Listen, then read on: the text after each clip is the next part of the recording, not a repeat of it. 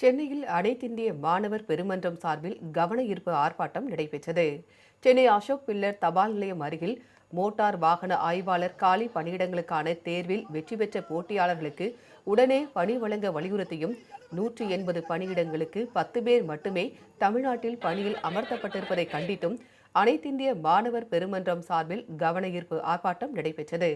மாவட்ட செயலாளர் மணிகண்டன் தலைமையில் நடைபெற்ற இந்த ஆர்ப்பாட்டத்தில் இந்திய கம்யூனிஸ்ட் கட்சியின் மாநில செயற்குழு உறுப்பினர் ரவீந்திரநாத், அனைத்திந்திய மாணவர் பெருமன்றத்தின் மாநில செயலாளர் தினேஷ், ஓட்டுநர் பயிற்சி பள்ளி மாநில கூட்டமைப்பின் மாநில தலைவர் முரளிதரன் உள்ளிட்டோர் கலந்து கொண்டனர். இந்த 2018ஆம் ஆண்டு தேர்வு எழுதி வெற்றி பெற்றிருக்கிற இந்த மாணவர்களுக்கு இன்னும் அரசாணை வழங்கி பணியிடங்களை ஒதுக்காதது என்பது மிகுந்த கண்டனத்துக்குரியது. ஆகவே தமிழ்நாடு அரசு உடனடியாக கவனம் செலுத்தி இந்த 180 மாணவர்களுக்கும் தேர்ச்சி பெற்ற மாணவர்கள், சர்டிபிகேட் வெரிஃபிகேஷன் முடிந்திருக்கிற மாணவர்கள், அவர்களுக்கு பணியாணையை வழங்க வேண்டும்.